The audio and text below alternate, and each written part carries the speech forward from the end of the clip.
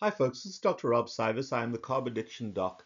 And of all the lectures I have ever done, of all the talks I've ever given, this one is the single most important one. It's going to be fairly long, fairly complex. I'll simplify it and nerd out a little bit from time to time. However, this discussion today tells us exactly how the body responds hormonally to what we eat and drink. Why we become sick in the first place based upon how our hormones react to what we eat and drink. What happens when we alter what we eat and drink in terms of hormonal correction, and how potentially things can go awry on the back end. You see, folks, most people in the diet space, and they think of most metabolic disease as a dietary problem. They look at what we eat, the macronutrients, the carbohydrates, the proteins, the fats, and they alter the ratios, they alter the timing of eating, and they look to adaptations of this diet specifically, but they seldom, if ever, look at what those macronutrients do to the hormones. And it's the hormonal biology, physiology, and pathophysiology that drives disease, not just the macros, micros we eat. So we're going to look at how what you eat affects the hormones. The second part is that a lot of people see so much success in improving and reversing metabolic health issues. Diabetes is gone, I've lost my weight. They tend to become trapped in a very fixed diet. However, it is very important to understand that the diet that corrects metabolic health is not necessarily at a hormonal level the same ideal diet to prevent harm for the rest of your life. Human physiology is dynamic. And during this discussion, I'm going to talk to you about what the different stages are, how you can recognize based on your blood work what those stages are, have it interpreted by somebody who doesn't have a biased opinion, and then once you understand where you currently are, you can then adapt your lifestyle, adapt your diet to optimize and create the ideal hormonal flexibility that we need. Now, my name is Dr. Robert CYWES. I've got both an MD and a PhD. And so I've got a science background as well as a clinical background with patients. I consider myself to be a metabolic health specialist. I am a spokesperson for our practice. I am a spokesperson for this channel. I am active on several social medias. If you desire a consultation to review where you are, to help you along the way, to analyze your blood work, to monitor your blood work, to define health issues, you can call us from anywhere in the world. Call, text, or WhatsApp internationally at 561-517-0642. Country code is +1. And you can be set up with a consultation for our practice. We do, and you'll hear me talk about this, we do practice using a long-standing approach, not just a dietary corrective approach, and we use a substance abuse methodology rather than a diet, calories in, calories out type methodology. I am associated with a number of different organizations, in particular the Society for Metabolic Health Practitioners, where this talk was first given. I am on several boards of directors and work with several companies as an advisor. And then very, very importantly, if you get an opportunity, download or watch the movie Animal. It's the documentary movie. There is a fictional movie called Animal, but the documentary movie called Animal, it will give you brilliant, brilliant insights and will be part of the discussion that we use in this talk. Now, the first thing to understand is that healthy human physiology is homeostatic. Homeostatic means there's a forward and a backward push, and they try to create or adjust each other equally. So homeostasis in physiology is a complex, dynamic, continuously changing, hormonally controlled cyclical biofeedback system by which a living organism maintains a stable internal environment despite changes in external conditions. There are two homeostatic systems. Inflammatory systems constantly monitor external and internal threats to that homeostatic system. And the inflammatory system alerts, activates protective and healing defenses that then put out the fire. Healing systems constantly restore homeostasis. So the inflammatory system, when activated, activates the healing system. The healing system then tries to restore homeostasis. And it does so via threat redirection, containment of the threat, or cascade activation against the threat. That is the healing system. When injury, however, is persistent or massive, the organism may be harmed by either an excessive inflammatory activation or an excessive healing system. So, for example, if you're living in your home and all is good, all is good. You've got alarms, you've got smoke detectors, monitoring things, but all is good. Then, let's say there's a small fire in the kitchen. That fire may then spread and burn down your entire house.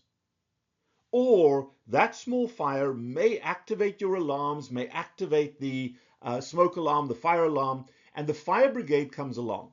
If the fire brigade then pours a bucket of water or a little bit of foam on that fire, puts it out, we're good. If, however, the fire brigade comes along and just douses your entire house and just floods your entire house and destroys your house, that's not good. So harm can occur by an excessive inflammatory system that is not put out. The small fire that just rages through the house. You can have a normal response where you have a small fire and an appropriate response, or you can have an exacerbated, massive response. And ultimately, the either excess inflammation or excessive response, excessive healing, causes metabolic harm. And that is a crucial aspect to explore as we go through understanding metabolic disease and restoration of a feedback, healthy metabolic system. So just as a side, I'm getting a little bit older. I'm in my 60s. And during my metabolic career as a healthcare provider, as a physician, I have been heavily punished 3 times by my peers when the facts that I talk about have clashed with their deeply held beliefs. And just as an aside, I want to take you through that journey because it's important in our ongoing understanding of metabolic disease. However, when they collide, facts are no match for beliefs. We may think our beliefs are based on facts, but the truth is that the facts we embrace are based on our beliefs. And the great conceit, folks, of the rational mind is that facts are ultimately persuasive, but that's a fantasy. People don't die to defend the facts. They die to defend their beliefs. So as you watch this talk, as you listen to this talk, stop, step back, think, calm your aggressive emotional response to what I'm about to say, and try to separate out your deeply held beliefs from the facts. At the end of this, if you tell me, you know what, you're wrong, I'm fine with that. But process what I'm saying very carefully, come back, re-look at certain of these slides on a regular basis. So the first time, when I was a young doctor, newly qualified, I went into the lab in Toronto and I did my Ph.D. And we were looking at inflammation of the liver vascular system. Now, on the left side over here, you see a normal vascular liver, beautiful sinusoids, little gaps. Those are the liver cells.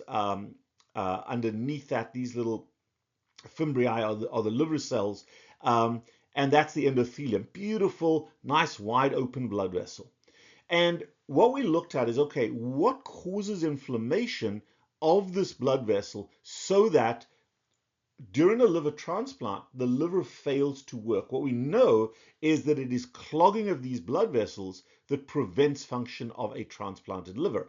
And the overriding belief at the time was that, number one, a lack of sugar in the liver caused harm. So the liver ran out of energy between transplants, and it was that lack of energy that caused harm. But the pervasive belief is that sugar was necessary for the liver, and if you provided high doses of sugar to the liver, it did very well. That was the belief, untested. And simultaneously, this is in the early 90s, late 80s, early 90s, we absolutely believed, without factual proof, that fat and cholesterol caused vascular inflammation. So here we sit with damage to a transplanted liver, high rates of what we call primary non-function, and we believe that it's a lack of sugar and that sugar is necessary for the liver. So we tested that in the lab. I set up livers, rats, pigs, and humans, and we were able to rapidly increase the sugar into the liver. And we tested fat, we tested protein, we tested sugar. And what we found, that the infusion, the introduction of protein into the blood vessels of the liver caused no harm. Caused no harm. In fact, there might have been a slight benefit, particularly with a product called glycine. When we infused fat, even when that fat was high in 6-omega fatty acids, which we know are pro-inflammatory fatty acids, when we introduced something called intralipid polyunsaturated fats, there was no damage. There was no damage. But in a dose-dependent way, we caused specific, very rapid endothelial cell damage. Endothelial cells rounded up, and they exposed the underlying sinusoidal membrane over here. In other vessels, the basement membrane. And this becomes very sticky, very procoagulant. So in a dose-dependent manner, when we introduced sugar, even under the influence of insulin, so that we kept the sugar level, the blood glucose level, fairly normal, we could directly kill a liver within 3 hours, of high glucose infusion. And that went 100% against everything that was deeply entrenched in our physiologic belief system in the late 1990s. And in fact, it's interesting, this gentleman over here, Dr. David Jenkins, was on my Ph.D. committee, and he specifically held a strong belief that I was 100% wrong. And there was huge conflict between the data and his beliefs, to the point that I was forced to compromise my data because of their strongly held beliefs. David Jenkins, what is his claim to fame? He created the glycemic index that we use to treat diabetics. And this man who brought us the glycemic index and wants all of us to go vegan was the belief that what I found in my data was wrong. And his belief contradicted the facts that I proved, and it took me another decade to truly buy into my own facts and counter his influential belief. I'm going to let the second belief speak for itself. In the late 1990s, as I became a clinical doctor, I very rapidly realized that the problem with my patients was not a dietary problem. When they had metabolic disease, and there was one young kid, very, very obese, whose gallbladder was full of gallstones, and I operated him for gallstones. And I realized just by watching him that his problem wasn't nutrition, it wasn't fat, which we believed, fat and cholesterol in his diet. This kid was eating massive amounts of sugar, and I correlated his sugar consumption, his carbohydrate consumption, in exactly the same way an alcoholic or a smoker desperately needs a drink or desperately needs a cigarette. And I came up with a concept in the late 1990s that metabolic disease is not a dietary problem. It's a substance abuse problem. And that obesity and diabetes are not, as we previously believed, nutritional disorders. That in fact, obesity and type 2 diabetes are substance abuse disorders, and we need to use addiction methodology, not calories in, calories out methodology. So I've done some YouTube videos, but it's best spoken to by these two wonderful people. This is Tim Noakes and Zoe Harcum that speak to this. So in the book Diabetes Unpacked, which we published to make some money for the Noakes Foundation, and you very kindly donated a chapter. One of the most controversial chapters is by our dear friend, Dr. Robert CYWES, and he opens it by saying there are two types of people who develop type 2 diabetes: drug addicts and performance athletes. And obviously by drug addicts, he means carbohydrate addicts. By performance athletes, he means the people who are carb loading to fuel exercise. Now, you've been quite open about the fact that your own love of marathon running and intense exercise and carb loading led to your own flirtation with type 2 diabetes. How likely do you think it is that people who carb load will end up with type 2 diabetes, and over what kind of period of time? Yeah, I think it's inevitable. That's obviously, it depends on your history, your family history, and the level of insulin resistance. But I mean, you just can't sustain these high carbohydrate intakes for most of us. And I mean, we know now that 80% of adult Americans with age become insulin resistant. Yeah. So if they continue to eat a high carbohydrate diet, they're going to become diabetic. So I think Robert is absolutely 100% correct with that statement. I'd forgotten he'd made it, and I'm glad he did make it. Yeah, people because didn't like, they didn't like being called drug addicts. That was the issue, I think. Yeah. So and that's something I've learned also in the last 5 years, is that food addiction, sugar addiction is the problem. It's the real problem in nutrition. And it's not being addressed. I mean, I was never told that obesity is linked to food addictions. We were never told that. And the students today aren't told it. They always just told, we just eat slightly less of the foods that you were always eating. Well, that doesn't work in addictions. So in order to understand your metabolic health, you may have an idea of what you think you should do. There's plenty of advice on the internet, and a variety of different influencers will tell you, oh, eat this, eat this, eat this.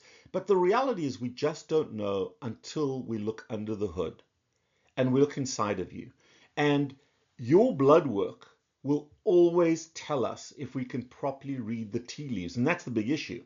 A lot of doctors are unable to physiologically read the tea leaves, but blood work always tells the truth if you read it correctly.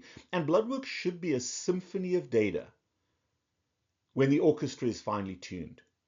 And it is led by its conductor insulin and the soloist glucagon to produce beautiful music. But when the orchestra of your blood work is out of tune, it produces a cacophony of noise. And my job, our job, is to interpret the sound of music and then alter the orchestra to produce better music. Okay, so that's where I came from. The belief that fat, not carbohydrates, not glucose, cause damage to the liver. It's actually glucose. The fact that metabolic disease is a nutrition disorder, no, it's not. It's a substance abuse disorder. There's a different driving force. Now we come to the details of today's talk. And the current belief, very strongly held as foundational in the ketogenic movement, the strong belief is that carbohydrates are not needed in the human diet because the liver makes them. And you know what? That's 100% true. The liver does make carbohydrates. And while you must have sugar in your bloodstream, you do not need to consume carbohydrates to maintain the sugar in your bloodstream, because the liver makes them adequately and releases them into the bloodstream. So that is true by appearance. However, today's talk is all about the facts that make that statement untrue over time. Now, gluconeogenesis is this wonderful process whereby the liver makes new glucose from protein and fat.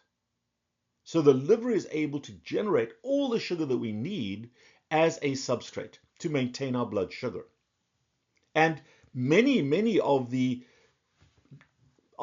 cultural icons in the ketogenic space have made the statement. Mark Hyman, you may not realize this, but there are no essential carbohydrates. There are essential fats and essential proteins without which you cannot live, but if you never had any carbohydrates again, you would survive. Sean Baker, the epitome of carnivore. Brain does require some amount of glucose, but you can certainly get it without eating carbohydrates. If it is essential, I should be dead because I don't eat it, carbohydrates. Anthony Chaffee, another stalwart of the carnivore movement. There is no essential carbohydrate. You do not have to eat carbohydrates at all. Robert CYWES, metabolic health specialist. Carbohydrates are not essential. If you never ate a carbohydrate again, you'd be absolutely fine. Yes, strongly held belief for almost 2 decades by me, because that's what I was taught. And I'll show you where that teaching was wrong, or at least misguided. Institute of Medicine, the lower limit of dietary carbohydrate compatible with life apparently is 0, provided that adequate amounts of protein and fat are consumed. Richard Feynman, a mentor to me and one of the founders of this entire space, in a position paper noting that all required glucose can be made via gluconeogenesis, so there is no essential dietary carbohydrate requirement. That's in a peer-reviewed paper. Gluconeogenesis is the reason humans don't require carbohydrates in the diet. The body can make all the glucose it needs from protein, fat, and lactate byproducts. And that is the newest, smartest person in the world, ChatGPT. Spencer Nadolsky. The short answer is no. In fact, you technically don't need to eat any carbohydrates at all. Your body is actually capable of making glucose for any cell that needs it, even if you don't consume carbohydrates. So these are very, very strongly held beliefs. And why are they true or why are they not true? Well, now let's flip the script, because that's sugar, that's glucose. But let's look at one of the principal hormones, the conductor of the hormonal system in the human body, insulin. And let's look at insulin actions in the body.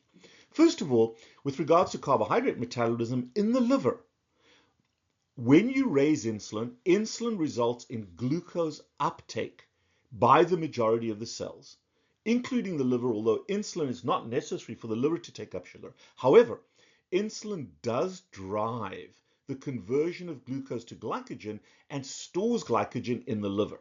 Insulin drives glycogenesis.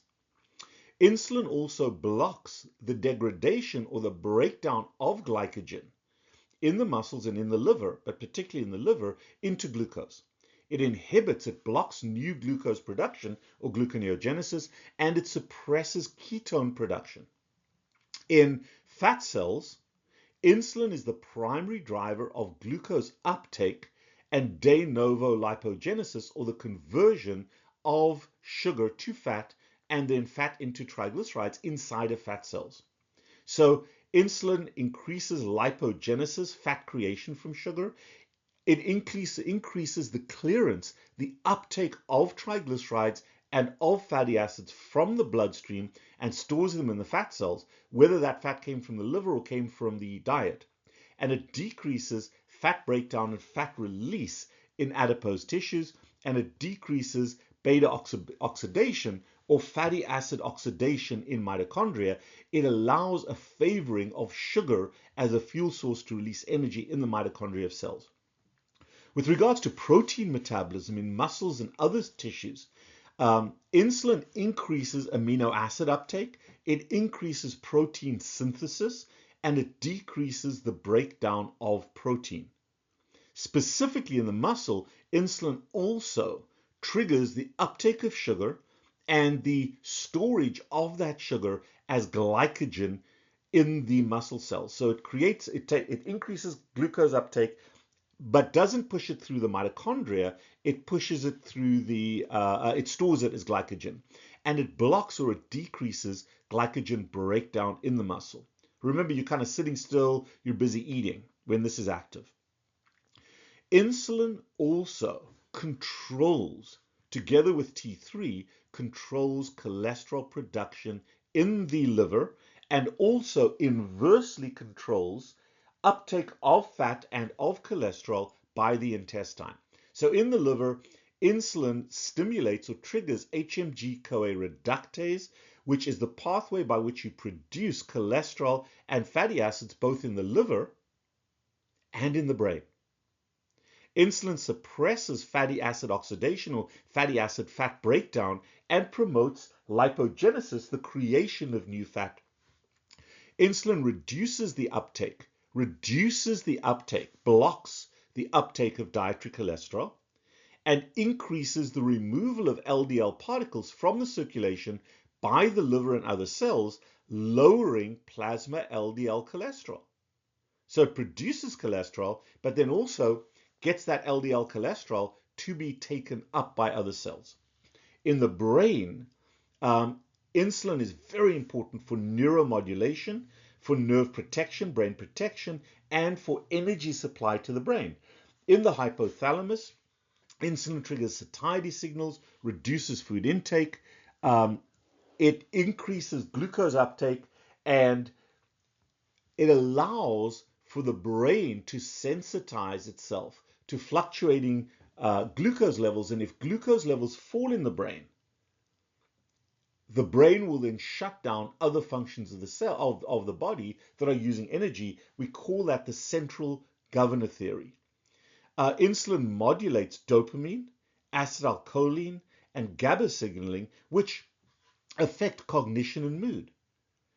Insulin promotes neuronal growth, repair, in other words, repair or growth of the nerves and of the brain cells, also increasing the survival rates versus death of those neurons in the brain, and reduces Alzheimer's disease. Insulin reduces oxidative stress and inflammation in the brain and in nervous tissue. Insulin also, and this is critical, regulates growth and the genes that cause cell division. So insulin acts as a growth-promoting hormone in cells and modulates gene expression in metabolism, cell survival, cell growth. And here's the key one. Insulin regulates cell division, and insulin reduces cancer risk. Very important. And then insulin also has an effect on electrolytes and ion balance. It increases potassium, phosphate, and magnesium uptake into cells. So insulin is a regulatory hormone, much more than just allowing glucose to enter cells. Now, of all the slides in this talk, this is the single most important one. And this slide speaks specifically to hormonal cycling every day, optimal hormonal cycling in the human body. So the human body has 3 ideal cycles and 2 very abnormal stages. So ideally, when you consume food, and these are titles that I've given, I've created this based on my clinical and my research experience. When you consume food, I call that the storage phase. And as you eat food, there are hormones in the gut that respond to the type of food we eat and trigger, when you eat, the food that we eat, irrespective of what we're eating, will result in a rise in insulin release. So insulin gets released. Insulin then regulates the release of free testosterone. So free testosterone levels rise, and the conversion of T4 to T3, thyroid hormone, T3 being the active component. Insulin also, as it rises, results in a decrease in glucagon, or at least is associated with, may not cause, but is associated with a decrease in glucagon and a decrease in human growth hormone. So when you eat, the complex food goes into your gut, your stomach churns it, releases it slowly into the small intestine. Enzymes, bacteria, your biome break that food down. Vegetables get fermented. Glucose, galactose, fructose, amino acids, fatty acids get released as individual building blocks, and the majority of those go up one single vein from the small intestine up to the liver.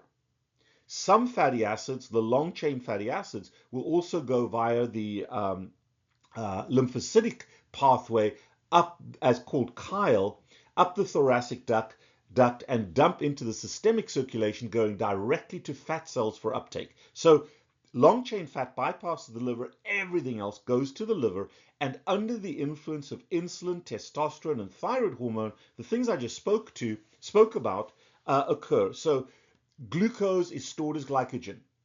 Amino acids are reassembled into new proteins, enzymes, and hormones, and they then get released to the cells of the human body for storage. So all of these nutrients and energy are stored, and we call this an anabolic phase. After you've eaten, there's a lag phase by which you're emptying your gut, but once your gut is empty, and under the influence of these three hormones, you've distributed all your food, macros and micros, to the cells of your body for storage. The cells of your body have been in net uptake mode. But then, as the cells use up and store what they've taken up, they flip. And if you are now not eating, the cells of the body develop or send out demand signals, primarily to the liver, to say, hey, we need energy, we need nutrients. So you flip from a storage phase to now what we call a utilization phase. And the hormone that regulates the utilization phase is glucagon. So under ideal circumstances, we see a rising glucagon and a falling insulin. Simultaneously, we see a rise in human growth hormone from the brain, HGH. Okay, and we see a fall in T3, and we see a slight fall in testosterone. And under those circumstances, energy is being redistributed, muscle and tissue repair is happening, but we are releasing the primary focus of the early fasting period, or the early utilization phase. Phase 1 is called glucose utilization. It's the glucose utilization phase where the primary source of energy is stored glycogen in the liver, now being released to the cells of the body. So this is glucose that was stored in the liver being released to the cells of the body under the influence of glucagon, but you still need a small amount of insulin to get that sugar into the cells. Okay? Once your liver is empty and you have not eaten, we now see further falling insulin, because in glucose utilization, there's still enough insulin to block fatty acid release from the fat cells, because we're using sugar. Once the sugar level goes down, insulin levels go down, glucagon rises further, and we switch fuel sources. We now develop or go into what's called the fat utilization phase. The fat utilization phase, where with low insulin, you are releasing fatty acids and LDL, big fluffy fat LDL, from the fat cells to distribute fat to the body. In this phase, the liver gluconeogenesis is switched on, so the liver is producing sugar from protein, and the liver is taking up a little bit of sugar and turning it into fat, or mopping up extra fat and turning it into triglycerides, but triglyceride levels are fairly low, but the liver is also producing HDL during fat utilization. So the fat utilization phase is a critical phase, because under the influence of high glucagon and low insulin, we have brain tissue repair, we have autophagy, we have cellular repair, we have tissue mitochondrial repair, we have cancer surveillance, and we have inflammation and immunologic rest. So fat utilization is the anti-metabolic phase. It is the healthiest restorative phase of the human body. But all three phases are ideal: a short storage phase, a relatively short glucose utilization phase, and then a prolonged fat utilization phase. Now, if during fat utilization, your blood sugar falls too low and you have not eaten, you need a substrate for sugar, because glucagon is producing sugar from primarily protein, a little bit from glycerol. So now you can enter a fourth phase called starvation phase, where you break down your own muscles and you use your own muscles as a source, as a substrate to produce sugar in the liver, because energy provision by the human body is of paramount importance. Now, some people who have already restored healthy hormonal cycling and are still fasting for long periods of time may enter that fourth phase, and we can tell that on your blood work. Okay, we can tell that on your blood work. However, the majority of Americans, because they're snacking and eating so often, never, ever, ever get out of storage phase. So they never get into glucose utilization or fat utilization phase. So this is a critical pathway. You want to recognize where you are on these three phases and do your best to modify your diet and your eating pattern to restore this. And I can help you with that if we look at your blood work. Okay, so let's look at this. Let's look at the early storage phase, which is the insulin regulatory effect. And this is assuming that the cells of your body are insulin sensitive. This is the holy grail. So when you eat, insulin releases testosterone, decreases HGH, and converts T4 to T3. What we see here is a rise in T3. We see a rise in testosterone. This is when you've eaten a meal that doesn't include a lot of carbohydrates, a little bit maybe.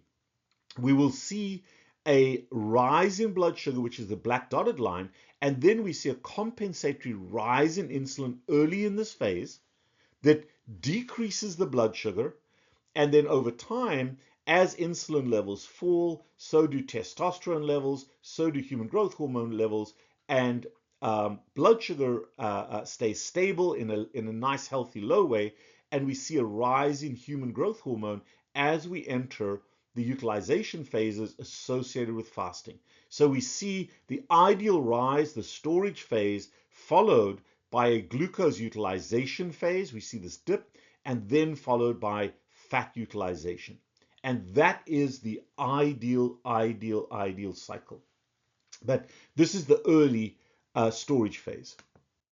Now, when people eat a standard American diet, look down here, people are snacking and drinking sugary drinks, and there is a continuous inflow of food, particularly high carbohydrate food, into the gut. Remember, even if you're only eating every 2 or 3 hours, having a little snack here and there, the gut holds on to that and is continuously processing and in continuous storage phase. So what's happening there is, in order to deal with that food, we are repetitively triggering these waves of insulin, and we are becoming hyperinsulinemic because of the trigger of the sugar in the gut. So we are releasing insulin all the time, and for some people that insulin can control their blood sugar to a certain extent, but we're seeing, even if your average blood sugar is low, we're seeing these massive spikes in blood sugar. So we're seeing hyperglycemia as well as hyperinsulinemia. And the ratio between those two are genetically predetermined. We'll come back to that in a little bit. However, because your insulin levels are continuously elevated, the cells in the hormonal system of the human body become resistant to the triggering of insulin. The receptors are decreased in number and are locked. So what happens is we see blood sugar remaining high, we see thyroid hormone just being a flat line, maybe high, and we see testosterone in males being very low. In females, we see one of three pictures. We either see a rise in testosterone, which is associated with visceral fat, the androgenic or the male-looking female, or we see a rise in estrogen, which makes us fluffy fat, or we see a rise in progesterone, which causes a specific lipedema, lower body distribution of fat, and that is genetically predetermined. We see a low fat glucagon, and we see a low fat human growth hormone. So this is a classic picture of insulin resistance on the standard American diet, and this happens to everybody who is snacking and eating a high carbohydrate diet. So while we said earlier on that healthy human physiology is homeostatic, when the injury is persistent or massive, chronic excessive carbohydrate consumption as a drug, not a food, the organism may be harmed either by excessive inflammatory activation of hyperglycemia or by an excessive response or persistent hyperinsulinemia. So either system, depending on your genetics, can be the cause of your harm. So we see different metabolic pictures. And this slide explains exactly that. So when we eat an excessive amount of sugar and starch, when we snack, when we binge eat, I call that Rottweiler syndrome, we trigger continuous insulin production. And the cells of the body then protect themselves by becoming resistant to insulin, down-regulating receptors, numbers, and also blocking the receptor. Now, here's the key genetic difference. This depends on insulin production capacity.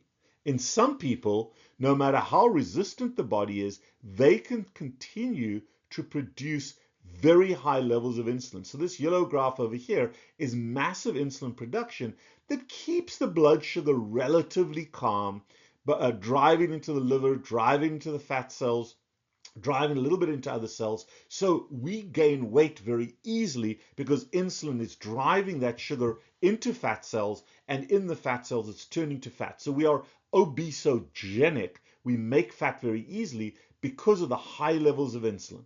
Persistent high insulin with relatively near normal glucose. That is the obesogenic. But because of that dysfunctional absence of cycling of insulin, insulin always high, this affects brain repair, so we get dementia, Alzheimer's. We don't switch off cell division, so we get cancer. In women, we see elevated testosterone levels, so PCOS. In males, we see low testosterone. We see autoimmune disease because it's not regulated by insulin. We see joint disease based on the weight. We see high blood pressure because of the sugar. We see arrhythmias, dysrhythmias, low HGH, human growth hormone, fatigue, and difficulty building muscle. These are the health issues that we see with obesogenic people, and we see hyperinsulinemia, which clears glucose into the cells, but this is the anabolic or healing injury, the response to excessive sugar. Now notice this is a bell curve, so you can be anywhere on the bell curve. But on the flip side, on the other side, we've got people who produce elevated levels of insulin, but the resistance exceeds, the insulin resistance or the receptor blockage exceeds the amount of insulin. So now these people cannot clear their blood sugar. So their insulin is elevated, but not elevated to a point that it brings that can control their blood sugar. So in these folks, their blood sugar rises. And when blood sugar rises, the inflammation in the human body is caused by this excessive vascular and interstitial levels of sugar. They don't become very fat because they can't drive the sugar into the fat cells. And when the fat cells block the uptake of sugar, you stop being able to become fat. So insulin also then, the cells of the body, because insulin is not getting sugar into the cells are starving. So paradoxically over time, we actually see a rise in glucagon and a high insulin level, which is a terrible state. You've got both elevated. So the orchestra is loud and the soloist is trying to be loud. And the paradox there is that this paradoxical hyperglucagonemia, glucagon is elevated, is now getting the liver to make sugar, to pour sugar into the bloodstream. The blood sugar is already elevated, and the sugar inside of the cells is low, so the cells are starving of energy. And that that leads to a very diabesogenic picture. The hyperglycemia keeps glucose in the blood, and the elevated blood sugar, as I showed you in my PhD work, is causing a massive inflammatory reaction in the endothelial cells and in the interstitial space between the blood vessels and the cells. And this group of people develops cardiovascular disease. They get strokes, they get neuropathy and neuronal metaplasia, they're having heart attacks, and they develop fibromyalgia, ligament and joint inflammation, blood clots, high blood pressure, and dysrhythmias as well.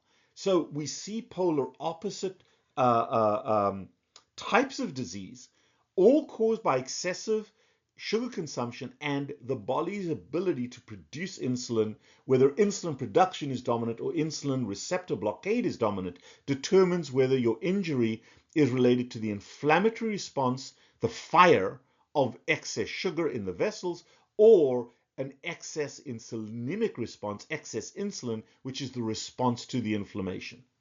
So remember when I said homeostasis was about putting out the fire, raising a fire when there's harm and then putting it out. When either of those is excessive based on your genetics, that destroys the human body. Very, very important slide to understand as to how in different people, different injuries are sustained. So, okay, we've got somebody in front of us. I'm a doctor sitting in my office. Somebody comes in and they have insulin resistance with some of these diseases, but we're not sure what. They may be a little overweight, but we don't know what's going on. However, okay, I want to correct this. I'm not feeling good. I've heard your lecture. What is the best way to correct insulin resistance? And this is where, even in our own space, but certainly in the general literature that opposes a ketogenic diet, when they look to the literature gives us usually epidemiology. What's epidemiology? Epidemiology are outcome studies. So when you look at what the best way to correct insulin resistance is, you're going to go to published papers. However, if you want to know what the most effective way to correct insulin resistance is, you have to look at physiologic pathways. And over the last 30 years, healthcare has become epidemiologically based rather than physiologically based. So here's where the world out there is still stuck and trapped in an old way of thinking. When you look at evidence-based epidemiologic ranking for diets for reversal of insulin resistance, type 2 diabetes, and weight loss, and you look at a 5-year follow-up, yes, there's strong evidence that a very low carbohydrate ketogenic diet, nutritional ketosis, is a good idea, and there are great studies 5 years out. This is one of the best ones out there, and that is in large part the old Atkins type data. So yes, we respect that, okay? Then we look at total diet replacement, very low calorie diets using proteins and shakes and that kind of thing. That's called the direct study. Plenty of evidence to say that calorie reduction is very good. And again, an intensive lifestyle with continuous caloric reduction results in sustainable weight loss and sustainable improvement. So calorie reduction, by definition, with these 5-year studies, does have good outcomes. Then we look at the next one that's been well studied, protein sparing modified fasting, the Ted Naiman, Diet Doctor, Maria Emmerich type diets. Yes, they work. They're randomized control studies that it works. Then you look at the Mediterranean diet that everybody loves, a low carbohydrate, but again, an energy control diet. However, the ones that we in our space look at, the low carb, LCHF, intermittent fasting, and carnivore based diet, note vegan, vegetarian is very low as well. But these diets, there's actually an interesting difference. These diets haven't been studied. They haven't been studied for a very long time. There's not really good 5-year data. In fact, there is no published data on carnivore or carnivore-based diets for over 5 years. So therefore, if you look at the evidence-based epidemiology, this is the worst diet you can be on. At least that's easy to say. And what's interesting is that while vegan and vegetarian diets have been very, very well studied, they are terrible in sustaining weight loss and diabetes remission over time. So while they've been studied, they are bad diets. However, the well-studied diets are not carnivore because carnivore hasn't been studied. So this is a terrible way to look at epidemiologic evidence, at evidence-based, because it depends on the evidence, not the diet. And yet this is what is quoted to us all the time. Now, let's look at how the human body works. And when we look at physiology-based tables, looking at diets that are best physiologically for the reversal of insulin resistance, type 2 diabetes, and weight loss, now our top rank is pure carnivore.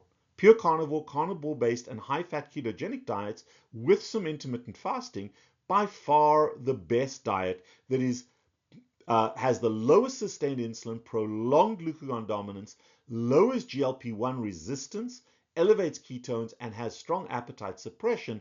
These three diets are by far the best physiologically. Then we've got the low-fat, protein-sparing diet.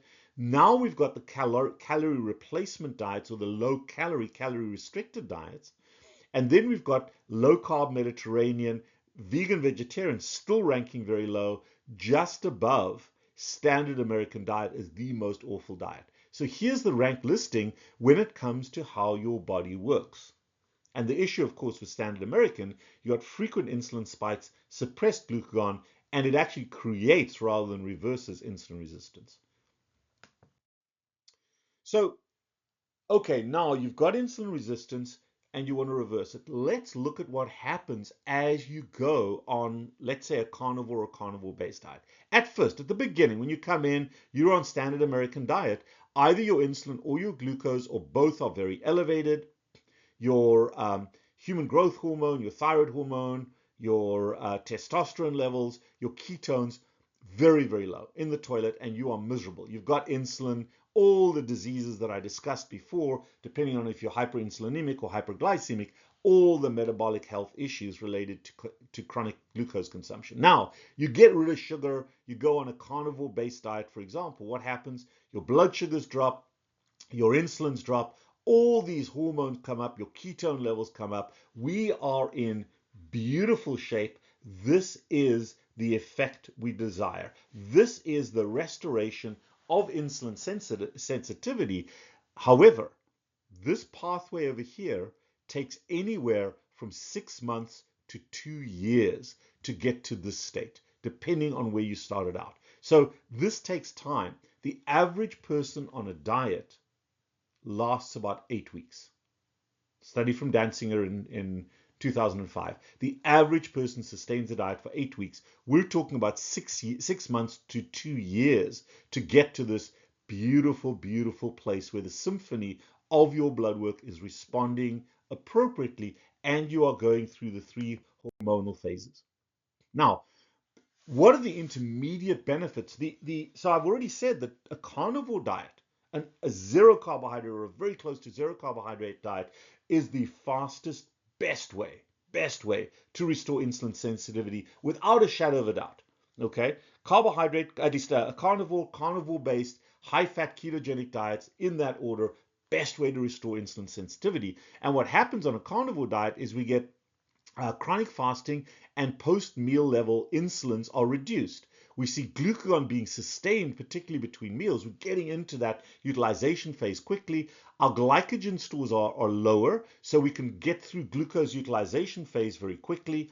Our ketones are elevated anywhere from 0.5 to 3 millimoles per day, fluctuating through the day. Leptin is decreased, but the sensitivity to leptin is increased. I don't talk a lot about leptin and ghrelin, but we see appetite control improving. We see human growth hormone pulsing, so your muscles are getting stronger, you're feeling better. There's reduced visceral fat with increased testosterone and testosterone cycling.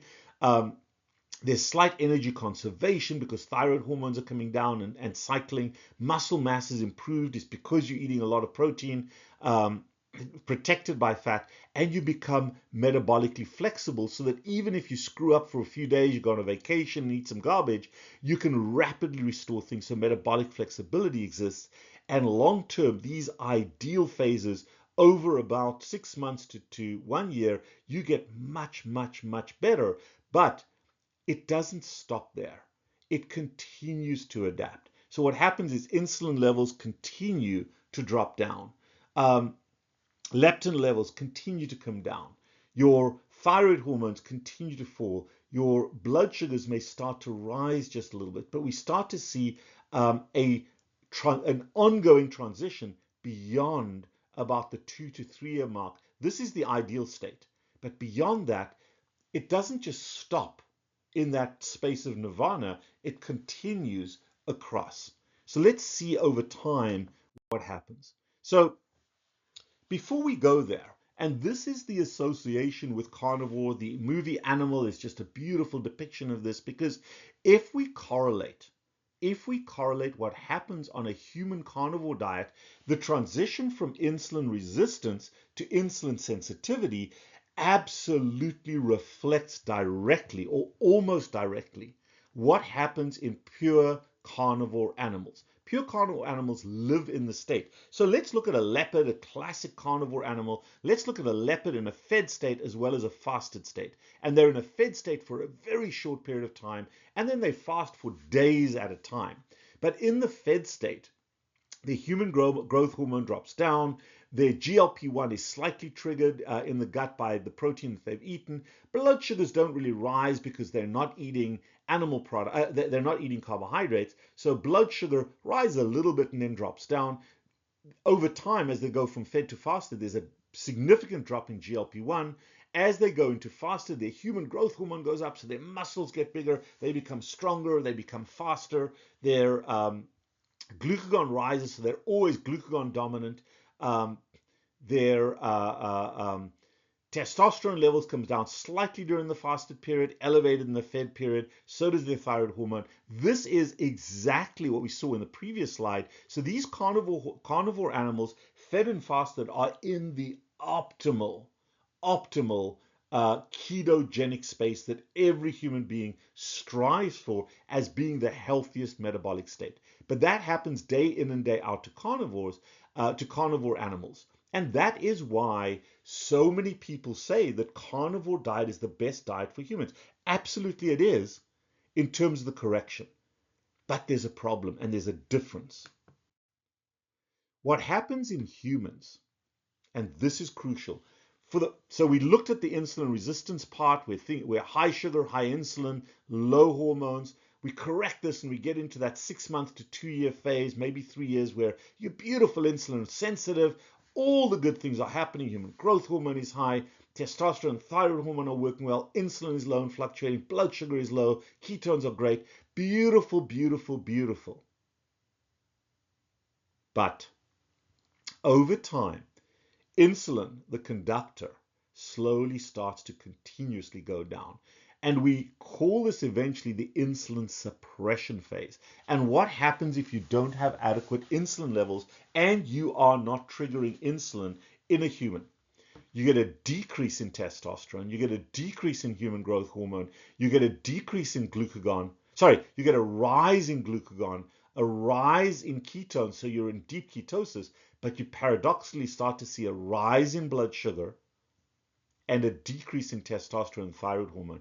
And now the orchestra is not playing so nicely. So we start to see a cacophony of noise metabolically. And that is problematic. So let's look at, this is a whole cohort. I've got literally hundreds, if not thousands of patients where this has happened. And I track and monitor their blood work. So we take them from being in this state over here, profoundly insulin resistant, symptomatic, fat diabetic, and with all the illnesses related to that. They go on a carnivore diet, kumbaya, within 6 months to 2 years, they're beautiful and happy, they're insulin sensitive. And then over time, as I monitor their blood work, and this is the key, this is before they feel any symptoms, what do we start to see? We start to see glucagon going up. The ideal glucagon here, 35, 40. Now we're seeing it 80, 100, 130. I've seen it as high as 200. We start to see rising glucagon. We start to see the LDL goes up, beautiful, but it goes up even further.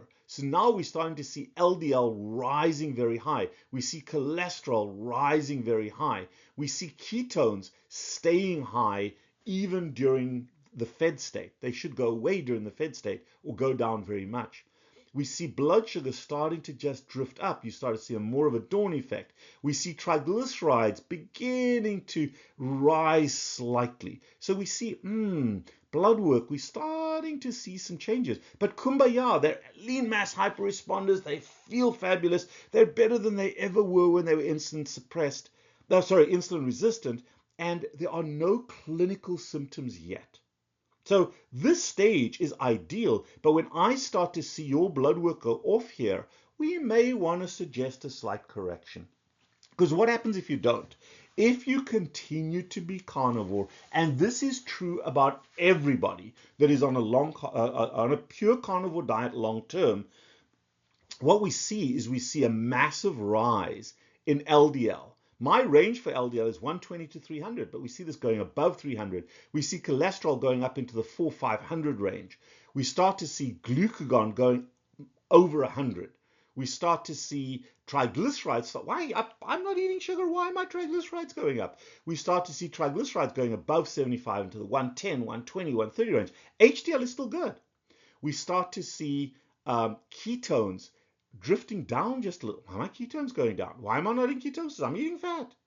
And we see blood sugar rising, particularly the dawn effect. And then the dawn effect doesn't get better. And when we measure it, we see super low insulin levels. Super low insulin levels with rising blood sugar. And these patients now are becoming clinically symptomatic. And we call this fourth phase symptomatic insulin suppression.